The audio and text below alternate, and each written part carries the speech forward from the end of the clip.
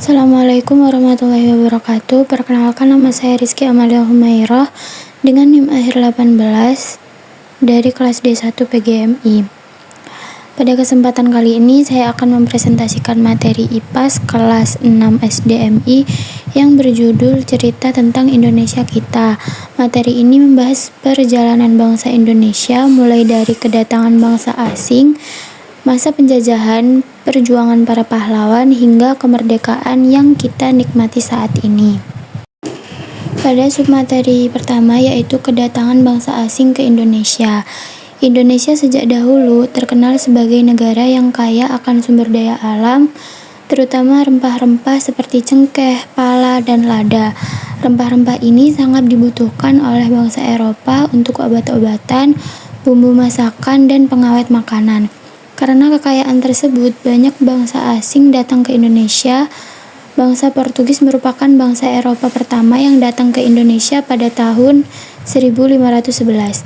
Setelah itu, bangsa Spanyol juga datang ke wilayah Maluku untuk mencari rempah-rempah. Tidak lama kemudian, Belanda dan Inggris ikut berdagang di Nusantara. Pada awalnya mereka hanya berdagang, namun seiring berjalannya waktu, mereka mulai ingin menguasai perdagangan bahwa wilayah Indonesia agar memperoleh keuntungan yang lebih besar. Dari sinilah awal mula penjajahan bangsa asing di Indonesia. Selanjutnya yaitu VOC dan tanam paksa. Untuk memperkuat kekuasaannya, Belanda mendirikan sebuah perusahaan dagang yang bernama VOC pada tahun 1602. VOC memiliki hak-hak istimewa seperti membuat perjanjian, mencetak uang, bahkan memiliki tentara sendiri. Tujuan utama VOC adalah menguasai perdagangan rempah-rempah di Indonesia. Akibatnya, banyak rakyat Indonesia yang mengalami kesulitan karena perdagangan dikuasai oleh Belanda. Setelah VOC dibubarkan, Belanda menerapkan sistem tanam paksa pada tahun 1830. Dalam sistem ini, rakyat diwajibkan menanam tanaman tertentu seperti kopi, tebu, dan nila untuk kepentingan Belanda. Sistem tanam paksa membuat rakyat menderita. Banyak petani kehilangan lahan untuk menanam kebutuhan sehari-hari sehingga kehidupan mereka menjadi semakin sulit. Selanjutnya yaitu perlawanan terhadap penjajah. Meskipun mengalami penderitaan, rakyat Indonesia tidak tinggal diam. Mereka melakukan sebagai perlawanan terhadap penjajah. Salah satu perlawanan yang terkenal adalah Perang Diponegoro yang dipimpin oleh Pangeran Diponegoro di Jawa. Perang ini terjadi karena rakyat tidak setuju dengan tindakan Belanda yang merugikan masyarakat. Selain itu, ada juga Perang Padri di Sumatera Barat yang dipimpin oleh Tuanku Imam Bonjol. Beliau berjuang dengan penuh keberanian untuk mempertahankan hak dan martabat rakyat. Perlawanan-perlawanan tersebut menunjukkan bahwa bangsa Indonesia memiliki semangat juang yang tinggi dan tidak ingin terus dijajah oleh bangsa lain. Selanjutnya yaitu masa pergerakan nasional. Setelah berbagai perlawanan bersenjata dilakukan, perjuangan bangsa Indonesia mulai berkembang melalui organisasi. Beberapa organisasi yang lahir pada masa itu antara lain Budi Utomo, Sarekat Islam, dan Muhammadiyah. Organisasi-organisasi tersebut bertujuan meningkatkan pendidikan, persatuan, dan kesejahteraan masyarakat Indonesia.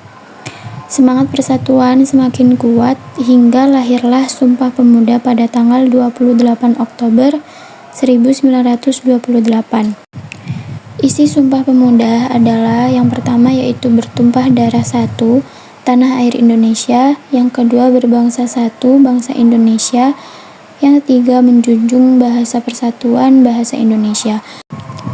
Sumpah Pemuda menjadi tonggak penting dalam perjuangan bangsa Indonesia karena menyatukan seluruh pemuda dari berbagai daerah. Selanjutnya yaitu Proklamasi Kemerdekaan. Setelah Indonesia dijajah Belanda, Indonesia juga pernah dijajah Jepang pada tahun 1942 hingga 1945. Ketika Jepang menyerah kepada sekutu pada tahun 1945, para pemuda Indonesia melihat kesempatan untuk segera merdeka. Mereka mendesak Soekarno dan Muhammad Hatta agar segera memproklamasikan kemerdekaan Indonesia. Sebelum proklamasi, terjadi peristiwa yang dikenal dengan nama Rengas Dengklok, yaitu peristiwa ketika Soekarno-Hatta dibawa oleh para pemuda untuk mempercepat pelaksanaan proklamasi. Akhirnya, pada tanggal 17 Agustus 1945, Soekarno membacakan teks proklamasi kemerdekaan Indonesia yang menandai lahirnya bangsa Indonesia sebagai negara merdeka. Peristiwa ini menjadi salah satu momen paling bersejarah bagi bangsa Indonesia. Cara mempertahankan kemerdekaan. Kemerdekaan yang kita nikmati saat ini diperoleh melalui perjuangan yang panjang dan pengorbanan para pahlawan. Oleh karena itu, kita harus ikut mempertahankan kemerdekaan sesuai kemampuan kita sebagai pelajar. Beberapa cara yang dapat kita lakukan antara lain yaitu mencintai tanah air Indonesia, menjaga persatuan dan kesatuan bangsa, menghargai perbedaan suku, agama, budaya, dan bahasa, dan belajar dengan giat agar menjadi generasi yang cerdas dan bermanfaat bagi bangsa. Dengan melakukan hal-hal tersebut, kita telah ikut mengisi kemerdekaan dan menghargai jasa para pahlawan. Demikian cerita tentang Indonesia kita. Dari materi ini kita dapat belajar bahwa kemerdekaan Indonesia tidak diperoleh dengan mudah. Banyak perjuangan, pengorbanan, dan semangat persatuan yang dilakukan oleh para pahlawan bangsa. Sebagai generasi penerus, tugas kita adalah menjaga persatuan, menghormati jasa para pahlawan, serta belajar dengan sungguh-sungguh agar Indonesia menjadi bangsa yang semakin maju. Terima kasih. Wassalamualaikum warahmatullahi wabarakatuh.